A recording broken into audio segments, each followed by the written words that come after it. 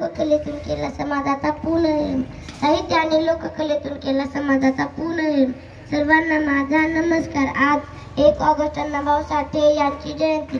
अण्णाभाऊ साठे यांचा जन्म 1 ऑगस्ट 1920 रोजी सांगली जिल्ह्यातील वाळवा तालुक्यात पाटेगाव येथे झाला। त्यांचे पूर्ण नाव तुकाराम भाऊराव साठे असे होते। त्यांच्या वडिलांचे नाव भाऊराव व आईचे नाव वालुबाई असे होते।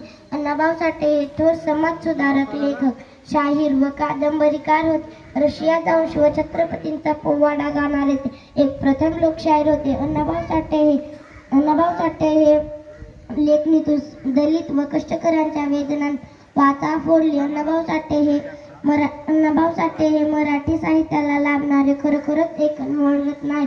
अशा या महान रत्नांनी अण्णाभाऊ साठे हे मराठी साहित्याला लाभणार खरोखरच एक अनमोल रत्न होते। अशा या महान रत्नाने 18 जुलै 1969 रोजी जगाचा कायमचा निरोप घेतला। एवढे बोलून मी माझे 2 शब्द संपवते। जय हिंद, जय भारत।